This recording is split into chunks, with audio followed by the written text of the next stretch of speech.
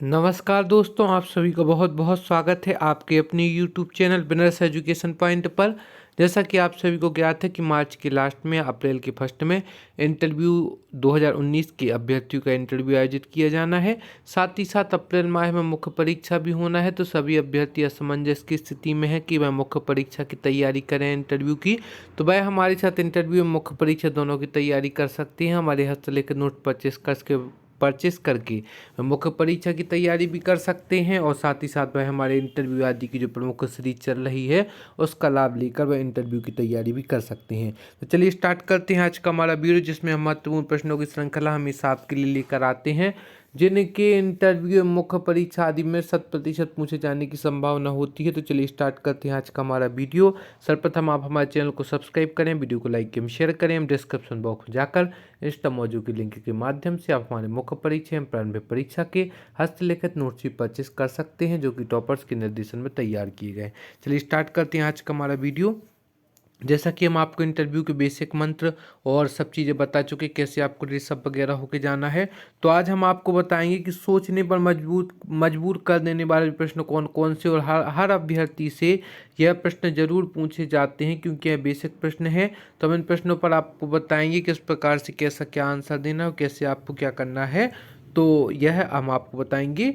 और पहला प्रश्न है कि जैसे आप सिविल सेवा में क्यों आना चाहते हैं, तो यह तो बेसिक प्रश्न है। जब आप एक सिविल सेवा का इंटरव्यू देने जा रहे हैं तो आपके पास इसका व्यवस्थित आंसर होना चाहिए कि आप सिविल सेवा में क्यों जा रहे हैं, क्योंकि आपके अंदर बचपन से ही यह रुझान रहा है, आपका अंदर व्यक्तित्व रहा है कि आप सिविल सेवा में जाकर लोगों की सेवा करें और जनता के प्रतिनिधि के रूप में आप कार्य करें, और जनता से जुड़े रहकर आप ऐसी जॉब करना चाहते थे कि जिससे आप जनता की सेवा भी कर सके और आपकी जॉब भी होती जाए। तो सिविल सेवा में जाना आपका जुनून, रुझान और एवं प्रमुख फैसला होना चाहिए था, इसलिए आप सिविल सेवा में आए। तो इसलिए आपको ऐसे प्रश्नों से तैयार होकर जाना पड़ेगा कि आप सिविल सेवा में क्यों जाना चाहते हैं। फिर आपने जो भरा होगा कि आप डिप्टी कलेक्टर ही क्यों बनना चाहते हैं, या आप डीएसपी ही क्यों बनना चाहते हैं, आप नायब तहसीलदार क्यों नहीं बनना चाहते जब आपको सिविल सेवा ही करना है, और आप मतलब ट्रेजरी विभाग में क्यों नहीं जाना चाहते, आबकारी विभाग में क्यों नहीं जाना चाहते, या आपने जिस विभाग के बारे में भरा होगा उस विभाग के बारे में आपसे जरूर पूछा जाएगा कि आप यह अधिकारी क्यों बनना चाहते हैं। तो उसके लिए आपको आंसर भी तैयार करके जाना होगा कि आप इस फील्ड में क्यों जाना चाहते हैं, एवं उस फील्ड की आपको ऊंचे से ऊंचे स्तर से नीचे स्तर तक का बेसिक नॉलेज होना चाहिए।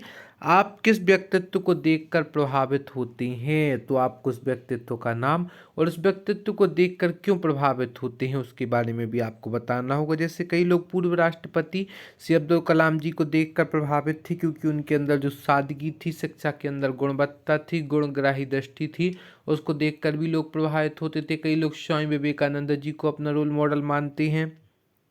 कई लोग हमारे जो पूर्व प्रधानमंत्री अटल बिहारी वाजपेयी जी से भी प्रभावित होते हैं। कई लोग वर्तमान प्रधानमंत्री नरेंद्र मोदी जी से भी प्रभावित होते हैं।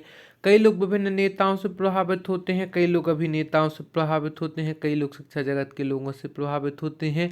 तो आप किससे प्रभावित हैं एवं क्यों प्रभावित हैं, किस व्यक्तित्व को देखकर आप प्रभावित होते हैं, इस प्रश्न का उत्तर भी आपके पास होना चाहिए। आपको क्यों लगता है कि आपको डिप्टी कलेक्टर ही बनना चाहिए, आपको ही क्यों बनना चाहिए, आप में ऐसी कौन सी विशेषता है या विशेष गुण है जिसके कारण सिर्फ आपको ही बनना चाहिए। इसके अलावा जो हजारों स्टूडेंट्स ऑनलाइन में लगे हुए हैं, कैंडिडेट हैं, उन्हें क्यों नहीं बनना चाहिए। तो आपके पास एक व्यवस्थित रोल मॉडल होना चाहिए कि हाँ, हमें ही डिप्टी कलेक्टर बनना चाहिए क्योंकि हम ही इसके लिए बिल्कुल सही हैं। हमने यह प्रयास किया है, ऐसा ऐसा हम करेंगे और यह हम अभी कर रहे हैं। तो आपकी जब व्यवस्थित प्लानिंग होगी तो निश्चित रूप से आपको डिप्टी कलेक्टर की पोस्ट ही प्राप्त होगी। आपकी विशेषताएं बताइए आपके व्यक्तित्व की। तो यहाँ पर विशेषताएं हमने पूछ ली अगर धोखे से, तो आपको पूरा अपने प्रशंसा पुराण में नहीं लग जाना है। कई बार इंटरव्यू वाले घुमावदार प्रश्न भी पूछ लेते हैं। आपको व्यवस्थित जो आपकी एक्यूरेट आपकी विशेषताएं हैं वही बताना है। एक प्रकार से विशेषताएं ना बता कर यदि आप अपने बारे में बताएं तो वो ज़्यादा अच्छा रहेगा, कि जैसे आप बताएं कि मुझे मतलब लिखना पसंद है या पढ़ना पसंद है, कविताएं पढ़ना, पुस्तक पढ़ना यह पढ़ना पसंद है, या लोक प्रशासक के गुण यह मुझ में है कि नेतृत्व करना अच्छा लगता है या लोगों की सेवा करना अच्छा लगता है। और इन विषयों के बारे में आप बता सकते हैं। अपनी विशेषताओं को इन रूपों में भी आप प्रदर्शित कर सकते हैं। इसके बाद ईमानदारी की परिभाषा बताइए। वह आपसे पूछ सकते हैं कि ईमानदारी की परिभाषा क्या है और आप कैसे कह सकते हैं कि आप ईमानदार हैं। तो आपको बताना होगा कि आप कैसे ईमानदार हैं। कोई उदाहरण देकर ना भी बताएं तो एक प्रकार से बता दें, वह भी ठीक रहेगा। और मेहनती की परिभाषा भी वह आपसे पूछ सकते हैं कि मेहनत क्या है।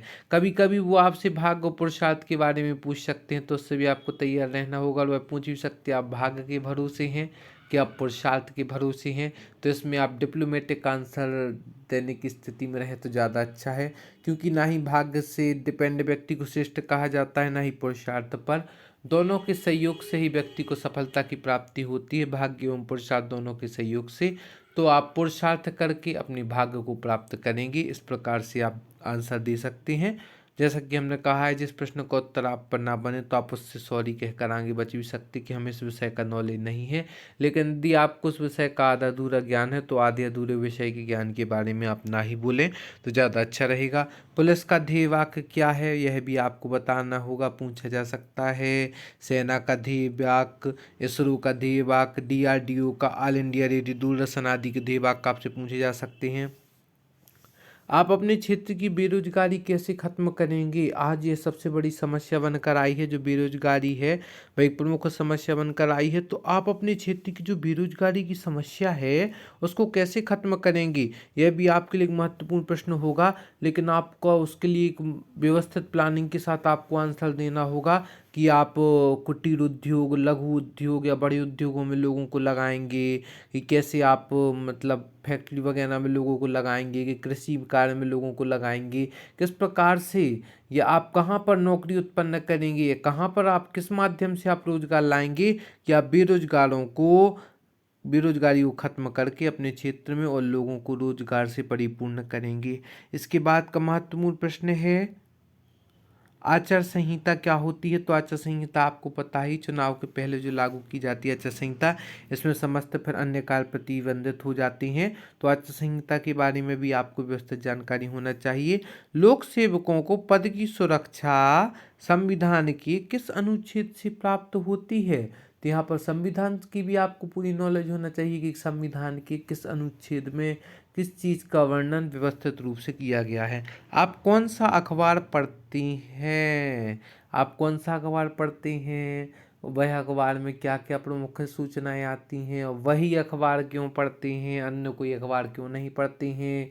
क्योंकि यदि आप आंसर दे रहे हैं तो वह प्रश्न के अंदर प्रश्न आपसे पूछते जाएंगे, आप यह काम कर रहे हैं ठीक है, लेकिन आप यही काम क्यों कर रहे हैं, इस काम को करने से आपको क्या मिलता है।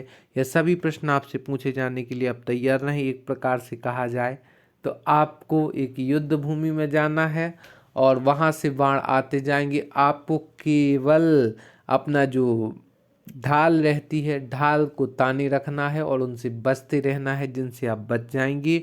यदि आप पूरी तरह से सफल होते हैं तो आपको एक भी तीर नहीं छुएगा और अपनी ढाल के द्वारा आप समस्त तीरों से अपनी रक्षा कर लेंगे। तो इस प्रकार से आपको प्रिपेयर होकर जाना है।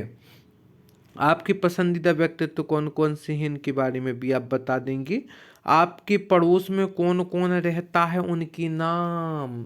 ऐसे में आप धुआं में लट्ठ नहीं मार सकते हैं कि हमारे पड़ोस में, तो हम इनको थोड़ी ना पता होगा, हम किसी का नाम भी बता देंगे। उनकी पहुंच बहुत ऊपर तक है, या तो वह पहले से पता कर चुके होंगे या वह तुरंत पता कर लेंगे कि आपके पड़ोस में कौन रहता है, लेकिन आप उनके सामने गलत जानकारी नहीं दे सकते। आपको जानकारी सही ही देना होगा। आपको क्या लगता है कि देश प्रदेश में भ्रष्टाचार है या नहीं। अगर है तो आपको ध्यान भी देना होगा कि आपने कहाँ देखा कि भ्रष्टाचार है। आप एकाधिकार से कैसे कह सकते हैं कि देश प्रदेश में भ्रष्टाचार व्याप्त है, जब आपके पास कोई व्यवस्थित प्रूफ नहीं है, व्यवस्थित नॉलेज नहीं है। तो आप कैसे कह सकते हैं, आप थोप नहीं सकते कि हाँ प्रदेश में भ्रष्टाचार है। एकाधिकार से आप कोई भी चीज़ नहीं कह सकते, इसलिए आपको इसका पूरा नॉलेज होना चाहिए। जैसे कि उन्होंने पूछा कि देश प्रदेश में भ्रष्टाचार है या नहीं, तो आप एक व्यवस्थित आंसर दें, कुछ भी नहीं कि बिल्कुल आपको कुछ फैक्चुअल ज्ञान नहीं हो और आप बोल दें हाँ ऐसा ऐसा है, सभी लोग भ्रष्ट हैं जी वो, तो वह अच्छा नहीं रहेगा। तो फिर क्या आप भी अधिकारी बनेंगे, तो क्या आप भी भ्रष्ट अधिकारी ही बनेंगे, वह यह भी कह सकते हैं। आप अपने विभाग में भ्रष्टाचार को कैसे खत्म करेंगे, तो इसका भी आपके पास आंसर होना चाहिए कि आप अपने विभाग में भ्रष्टाचार को कैसे खत्म करेंगे। भ्रष्टाचार जो कि आजकल की सबसे बड़ी समस्या बनकर उभरा है, तो आप अपने विभाग में भ्रष्टाचार को कैसे खत्म करेंगे, कैसे आप प्रयास करेंगे कि लोग आपसे प्रत्यक्ष जुड़े, ना कि किसी और माध्यम से आकर और भ्रष्टाचार का उन्हें सामना करना पड़े। तो अपने विभाग में भ्रष्टाचार को कैसे खत्म करेंगे आदि ये सभी जानकारियाँ भी आपको प्राप्त होनी चाहिए। तो इस प्रकार से आज की इस वीडियो में बहुत ही महत्वपूर्ण प्रश्नों को देखा, सोचने पर मजबूर कर देने वाले प्रश्न। आगे की वीडियो में भी हम इसी प्रकार महत्वपूर्ण प्रश्नों को देखेंगे। और यदि अभी तक आपने हमारे चैनल को सब्सक्राइब नहीं किया है तो सर्वप्रथम आप हमारे इस चैनल को सब्सक्राइब करें, वीडियो को लाइक एवं शेयर करें, एवं डिस्क्रिप्शन बॉक्स जाकर इंस्टामोजो की लिंक के माध्यम से आप हमारे मुख्य परीक्षा, प्रारंभिक परीक्षा आदि के हस्तलिखित नोट्स भी परचेज कर सकते हैं। आप सभी को बहुत बहुत धन्यवाद हमारे इस वीडियो को देखने के लिए। हम आशा करते हैं आगे आप हमारे साथ यूँ जुड़े रहेंगे और इंटरव्यू की तैयारी करती रहें, मुख्य परीक्षा की तैयारी भी करती रहें, साथ ही साथ प्रारंभिक परीक्षा की तैयारी भी करती रहें। सभी परीक्षा निर्धारित समय से हैं और समय रहती अपनी तैयारी करती रहें। धन्यवाद दोस्तों।